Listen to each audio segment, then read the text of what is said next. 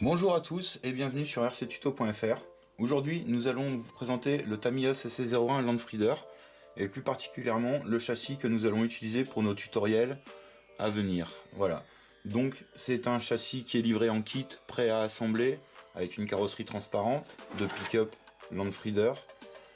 Voilà, c'est un beau petit pick-up avec des chromes au niveau de la calandre, des stickers, de l'arceau. Un beau petit pick-up, sympathique. Au niveau maintenant du châssis, c'est un châssis baignoire en ABS que nous avons un petit peu modifié au niveau des passages de roues. On a un petit peu meulé, histoire de gagner un petit peu en mobilité du pneu. Voilà, au niveau du débattement. Sinon, c'est un châssis qui est quasiment d'origine. La seule modification au niveau du châssis sont les cardans homocinétiques que nous avons mis dans le tutoriel précédent. Vous voyez, des cardans articulés. La petite modif au niveau du train avant, c'est le petit meulage ici aussi, au niveau du hub. Voilà, cette pièce là, qui est ici entre ça et ça. Un petit meulage ici, histoire de gagner un petit peu en débattement. On a gagné quasiment 1 cm. Voilà, les amortisseurs sont d'origine. Le châssis entier est d'origine, le cardan est d'origine, les liens sont d'origine. Tout est quasiment d'origine. Une petite découpe ici qu'on a fait pour gagner au niveau de la mobilité aussi. Voilà, à part ça, la base est d'origine. Au niveau de l'électronique, on est sur un ESC Quick Run 1060 avec 3 modes de fonctionnement. Un mode crawler qui est assez sympathique avec un drag brake, c'est-à-dire un frein moteur. Le moteur, c'est un Snow Panther 65 tours.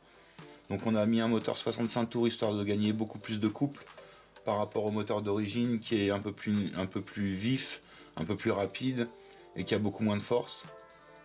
Voilà. Au niveau du servo, c'est un servo Savox SW0231 MG waterproof. C'est un servo 15 kg, 0,17 secondes de vitesse avec une pignonnerie métal. La petite modif qu'on a fait au niveau de la direction qui restait d'origine, c'est un double palonnier au niveau de la direction et au niveau du servo avec une tringlerie de renvoi qui permet d'avoir la même force quand on tourne à droite et à gauche. Voilà. Le récepteur, pardon, c'est un Turnigy GTX 3R.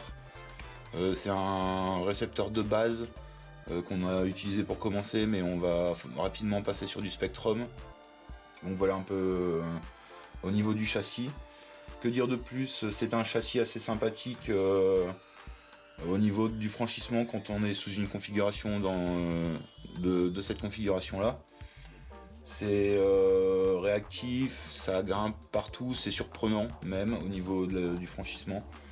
C'est un peu limité quand même, c'est pas un Axial SCX10.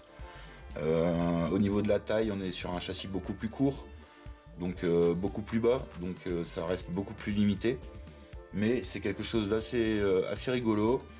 On s'amuse beaucoup avec. On s'amuse des fois plus qu'avec un plus gros 4x4. Voilà, on aime beaucoup. Donc ça c'est notre Tamiya CC01 Landfrieder.